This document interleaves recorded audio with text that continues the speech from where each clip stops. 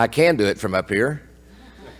In fact, most of you know, when I was here in Muleshoe, I hate to admit how many years ago that was, nearly 30, very seldom did the pastor ever move out from behind the pulpit. When I went to one of my churches, I took the chance of moving out, and while I was there, Mindy, you always know that in the congregation, people don't ever mind telling you what they think, and half the congregation were mad at me for moving out, and half of them were mad that I was out. So that's just part of life. But anyway, Jo Beth wanted me to express her sympathy for not being here because of that celebration of her mother's 80th birthday yesterday, and we had a great time together. But secondly, I just tell you, it's hard for me to imagine that this is my 8th year to be with you as a district superintendent, and so that's a long term for a district superintendent. In fact, it's so long that 8 years is the maximum you can serve as a district superintendent consecutively. So this is my last year as a DS. And scarier than that, this is my 41st year of ministry, and I will turn 65 in March, and there's something about 5 grandchildren down in the Fort Worth area that we're going to be taking retirement status in June from our annual conference and moving down there sometime this summer and be celebrating with them. Now, I don't know if it's that I want to keep working or Jo Beth didn't want me to be at home all the time, but some of you are familiar with the Texas Methodist Foundation. It's actually called TMF now. They have an area consultant for the Northwest Texas, and he's retiring in December, and so we've been hired, or at least they've approved me taking on that job starting in September, so we're going to still be connected to Northwest Texas and hopefully be back up this way and stay in connection with a lot of people, so we're excited about that. But we're not here to talk about all that stuff. What we're here to talk about is we as people of faith, especially in this Christmas season, remind ourselves of that gospel story in a unique way. I'm not going to use a Christmas story this morning, but I am going to use a story that we're all very familiar with. We who grew up in the church, especially I know we who are Methodist, nearly every first Sunday of the month we gather for communion. When we scheduled this and I began thinking about the text, I called Mindy and said, could we possibly move y'all's communion to the second Sunday, because I want to use Luke's communion story for the gospel this morning that I want to share with you. So that's the text that we'll share today, and it's very familiar, but I want to share it to you. I want to read out of the RSV version, Richard Standard Version. This is from Luke 22. So when the hour came, Jesus took his place at the table. He must have been a good Methodist or Baptist, because you know anytime we're together there's usually a table involved. And thank you for the meal this afternoon. I will tell you, as a district superintendent, the first week of charge conferences I had this year, I did 5 charge conferences one Sunday. 4 of the 5 had full meals. That's the reason my coat is not buttoned this morning. I'm hoping that will disappear when I retire. But the apostles said to him, they gathered together, and he said to them, I have eagerly desired to eat this Passover with you before the kingdom is fulfilled. Have you thought for just a moment, what would it be like if every one of us who are part of the community of faith eagerly desired to be here? Now think about it. I have to confess, as a pastor a few times, and for sure as a DS, there were a few times I went that I wasn't real eager to go to worship, because I knew it wouldn't be a great worship experience. There would be some kind of conflict involved. But I thought, as Jesus said to that, what would it be like? Now, I don't know about you, but when I eagerly desire something, I usually let people know about that. When that first grandchild came, when our children are born, when we get married, when we have something exciting and happening to us in life, we are eager to let people know about that. And I thought, what would the church be like if all of us eagerly desired to be a part? And Jesus sort of nailed us there, didn't he? Eagerly desired to be a part. For I tell you, he said, I will not eat of this bread until the kingdom is fulfilled. So then he took a cup off the table, and when he had given thanks, he said, take this and divide it. Take this and divide it. My guess is there's not a one of us who is here this morning that somewhere in our background the church hasn't offered or given us something. Am I right? Maybe it was as a child. Your parents supported you and loved you and cared for you. I mean, I can remember those Sunday school teachers in Vacation Bible School back in Tulia where I grew up, and how they supported me and cared for me, and the love that I had from that group of people, the encouragement that I had when I decided to go off to college, and for sure when I decided to go in ministry. Every one of us gets something from the church, or we probably wouldn't be here. And you know there's nothing wrong with that. But I wonder in our world today if we've forgotten what Jesus said. He said it's more than just getting something. He said, take this when someone offers it. But what did he say? Once you've taken it, aren't you to divide it out amongst yourselves? Divide it out amongst the world. Too often in the church, we are so good about taking, especially in our today's world. We know it's a consumer world where everybody wants something for themselves. It's all about what I like and what I want. But Jesus reminded us more than that. Not only do you take it, but then you divide it out and you share it out. If you think about it in the church history, from the very beginning of the church, for 3 years, those disciples that were with Jesus received things from him. They received teaching, they received examples, they received stories that he told, those parables, those wonderful parables about life. But after those 3 years, he reminded them that it was more than just hearing and seeing the story. They had to then take that and share with the world around them. And when they did, what have we seen? We've seen a world that went from not even knowing what the Christian faith was to it being one of the largest movements in the religious history. If you take something, you also have to share it out there. We know that's an important part of life and a part of faith. Even in our Methodist history, we know when John Wesley was a part of the Church of England. Church of England was a great church, but it had gotten comfortable inside its walls of receiving everything that God had offered. And it forgot it had to take what it received out into the world. And so what did John Wesley do? He began to go outside the walls of the church.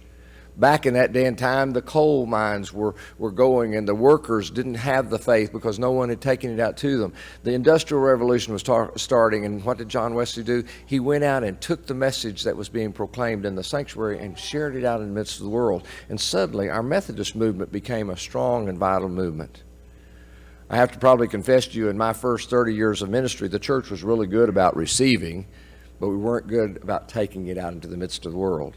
In the last 10 years, we've reminded ourselves again that if we want to be vital in our community, vital in our world, we not only have to receive what God offers us, but we have to take that and share it out in the midst of the world. We have to offer that to someone else. I love that phrase that Kenneth White did in that painting. He said, you have to offer them Christ. You have to take that out to them and not just keep it to yourself. So when he took the cup, he told them to take it and divide it. For he said, from now on, I will not drink of the fruit of the vine until the kingdom of God comes.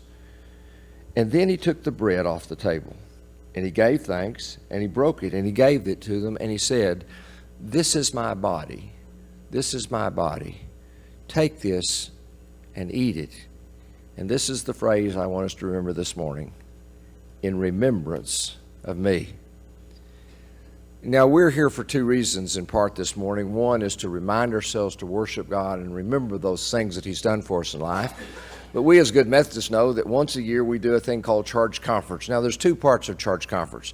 There's this wonderful book that Mindy has put together with the help of you, the officers in the church and secretaries, and that's a great piece of work. It gives us some great information about the life of the church. There's all these forms that have to be filled out, and we just love filling out those forms, I know. But you know what? My dad was an 8th grade history teacher in Tulia, and he reminded all of us every time we entered his class, he said, you know, history is more than just knowing the right letter to put in those blanks or the right number or the right question. He said, if you just get all the right blanks filled out and don't learn what that history has to do with the way you live life the next week or in the next year, you really haven't learned much. So it is with the life of the church. Those forms are important, but what's really important about a Charge Conference is that we remember what's happened in the life of this community of faith, in this church, in this last year, not so we can fill out forms, but so that we can know how do we be the church that divides out the message of God in the world that we live in tomorrow and the next day and in this year to come. Now, you thought you were going to come to church this morning and get to sing a few hymns and get to listen to a preacher preach, but that's not what Charge Conference is about. This morning, you're going to have to do a little bit of work. Now, hopefully it won't be too hard.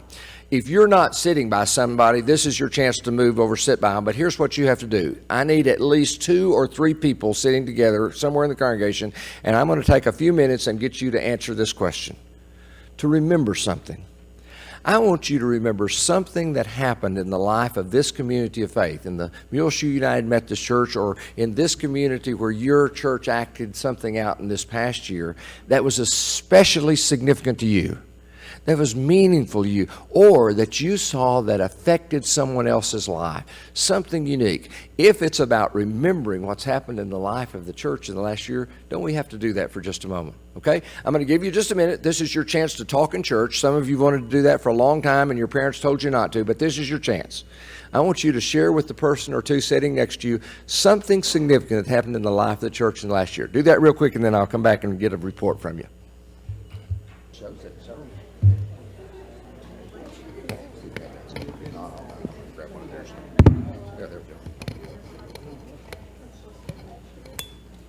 Okay, one advantage with me leading the discussion is I'm not going to make you talk too long, okay? So if you didn't get to share your story, that's good. And you might say, well, why did you ask us a question and not let us share our story? Well, here's why. Because sharing the story in the faith is not about sharing it with the people in the midst of these walls. You see, too often we as Christians are really good about sharing our story to one another, but do we share it to someone out there in the world that hasn't heard the story before? So here's your challenge for this week. I want those of you who got a chance to share your story to tell someone else out there, someone that doesn't know the Christian faith. And some of you who didn't get to share it, I hope you'll share that story out there. Do you all realize that there's about 3 reasons that remembering is good? I read a wonderful devotion that talked about it. They said one thing that happens when you remember something is that it comforts you. And isn't that exactly right?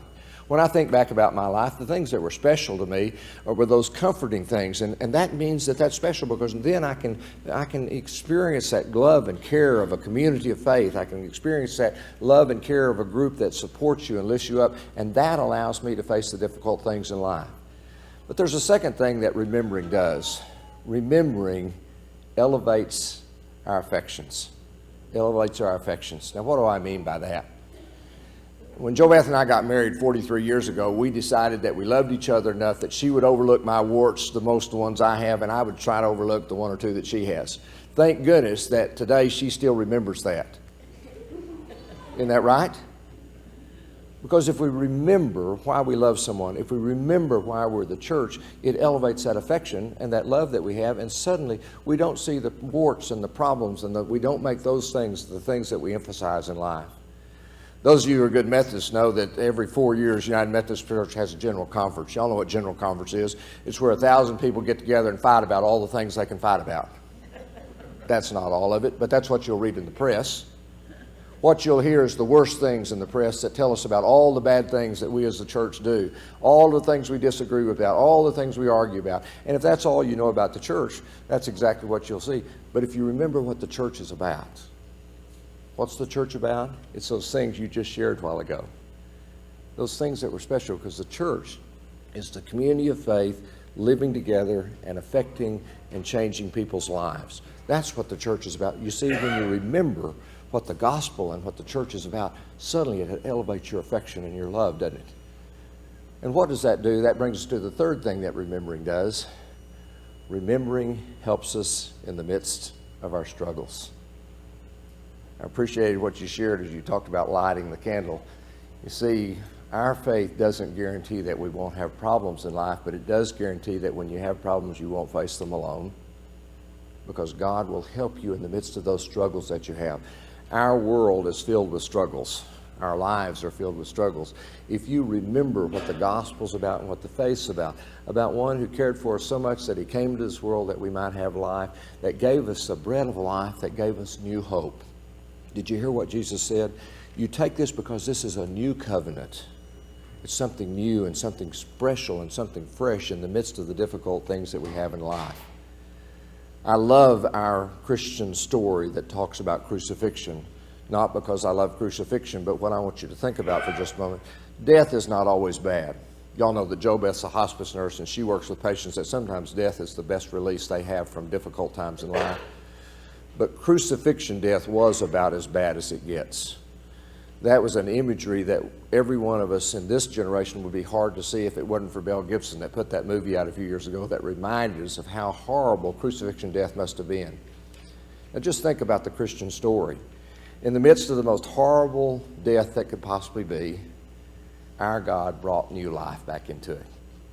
Now when I said remembering helps us with our struggles, what could be better than to know that we as a people of faith have a God who helps us pass the difficult times of life? that helps us when we have difficulties and struggles. It doesn't guarantee we won't have them. It doesn't guarantee they'll always work out exactly like I want. But as a seminary professor once told me, he said, now, guys, you're going to, and back then it was mostly guys, he said, you're going to have to teach Revelation sometime in the church. And you know that's one of those most difficult books to teach. But he said, don't get too upset about it, because there's just one phrase you need to know, and it's real easy to teach. And that is, in the end, God wins. Now think about it. God doesn't guarantee we won't have difficulties in life. God won't guarantee that you're going to make $1 million and have no problems. But what God does guarantee, that in the end, His way will win. In the end, the struggles can be endured and encountered. In the end, people of faith will live through the midst of the struggles. Now, what I like about the book of Revelation is it doesn't always guarantee it'll happen in my lifetime.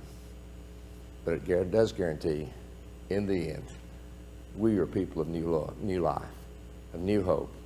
We are people, in the midst of our struggles, God will win. Now, why do I share that all with you this morning? Well, partly because that's what I understand the gospel to be. And that's what we do in worship. We remind people of the gospel. But this morning, we also recognize that we do it because we, as people of United Methodist Church and this church, are celebrating Charge Conference, a time to remember what's happened in the life of the church in this last year, to help us live a little bit better next year, to help us know that in this year, this coming year, we will also be comforted. We will also raise our affections and our loves for one another, for the gospel, and for the people around us. And in this coming year, God will be with us in the midst of our struggles, and we'll be able to overcome them. Now, there's a message that we don't want to ever quit sharing with the world. It also reminds us that there's some things that we as the church have to do to help that happen.